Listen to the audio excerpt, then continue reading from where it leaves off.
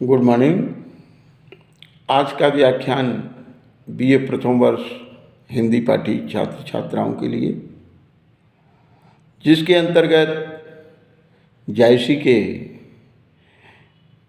व्याख्या भाग यानी नागमति वियोग वर्णन खंड से संबंधित व्याख्या विषयक व्याख्यान आपको देंगे। यदि किसी छात्र छात्रा को समझने में किसी प्रकार की असुविधा हो, शब्दार्थ में या अलंकार आदि को खोजने में, तो वो प्रश्न के माध्यम से समाधान कर सकते हैं। परीक्षा की दृष्टि से भी नागमति वियोग खंड अति महत्वपूर्ण व्याख्या भाग है, जिससे परीक्षा के अंतर्गत आपसे व्याख्याएं भी पूछी जाएंगी। नागमति चितौर पथ हेरा, पीयू जो गए पुन कीन न फेरा। नागर काहु नारी बस पराते, मोर पीयू मोसो हरा। सुआ काल होय लैगा पीयू, पीयू नहीं जात जात बर जीव। भयउ नारायण बावन करा, राज करत राजा बलि छरा। करन पास ले नेव कै छंदु, विप्र रूप धर झिल मिल इंदु। मानत भोग गोपचंद भोगी, लई अपसभा जलंधर जोगी। लैगा कृष्ण गरुण अलोपी, कठिन बिछोह जी यही किम गोपी। सारस जोरी कौन हरि मार बियाधा लीन।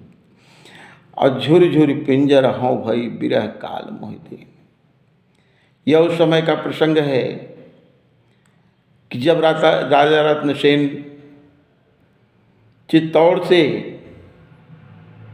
राजकुमारी पद्मावती को प्राप्ति की अभिलाषा लालसा मन में लिए हुए सिंघल द्वीप के लिए प्रस्थान करते हैं,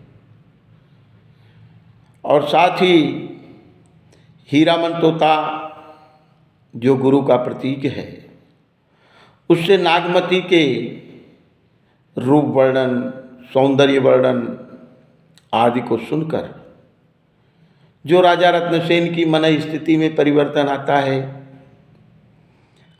और योगी का रूप धारण करके चित्तौड़गढ़ से सिंघल द्वीप के लिए प्रस्थान करते हैं। तत्पश्चात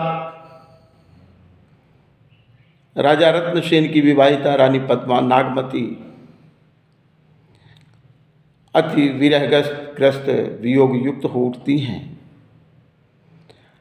और जब से राजा रत्नसेन चित्तौड़ को छोड़कर सिंघल द्वीप के लिए गए, तब से रानी नागमती उनसे मिलन की आशा लिए हुए निरंतर उनका मार्ग देखती रहती हैं, लेकिन अभी तक राजा रत्नसेन वापस नहीं आए।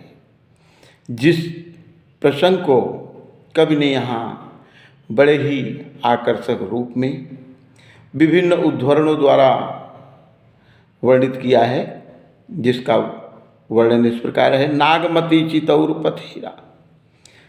रानी नागमती जब से राजा रत्नसेन सिंघल द्वीप के लिए प्रस्थान किए, चितौर पथ हेरा, रानी नागमती अकेले चित्तौड़ के मार्ग को घूम घूम कर फेरा देखती रहती है।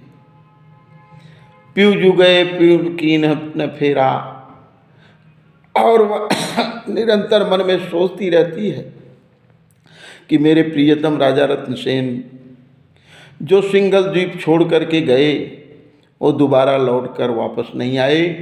नागर काहु नारी बस परा।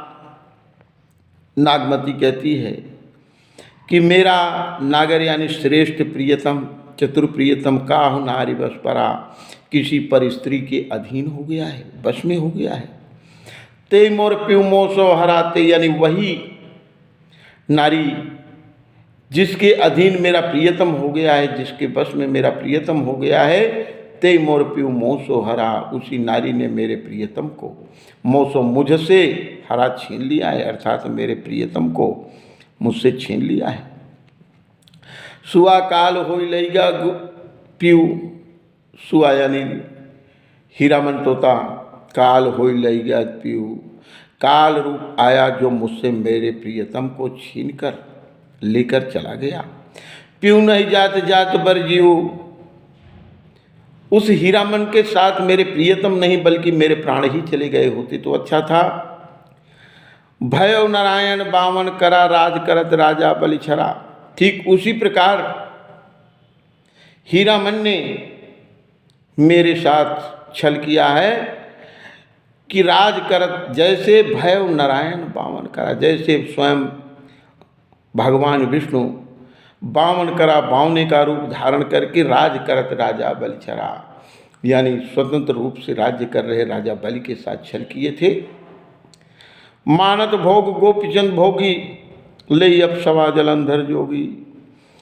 जैसे और ले गया कृष्ण गरुण यलोपी कठिन बिछोह जिए क्यों गोपी। जैसे जालंधर योगी के साथ योगी ने राजा गोपचंद का हरण किया और कृष्ण को अक्रूर मथुरा लेकर चले गए, उसी प्रकार यह हीरामन तोता मेरे प्रियतम रत्नसेन को मुझसे छीनकर लेकर चला गया। सारस जोड़ी कौन हरिमार भी आधा दिन। इस सारस की जोड़ी का किसने हनन कर दिया, इस सारस की जोड़ी को किसने हर लिया, इन्हें मार अलग कर दिया। मार भी आधा दिन, जो इनका वध करके इनको एक दूसरे को अलग कर दिया।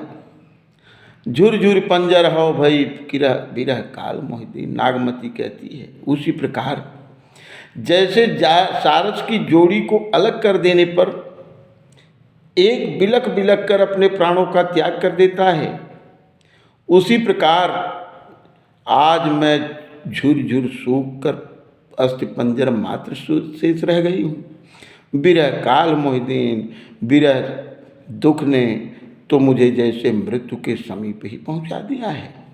यहाँ पर रूपक अलंकार है, रूप का संयोक्ति है, जिसके माध्यम से रूपक और रूप का संयोक्ति के माध्यम से जायसी ने नागमती के विरह स्वरूप का चित्रण किया है। धन्यवाद। शेष प्रसंग अगले व्याख्यान के अंतर्गत प्रस्तुत करेंगे।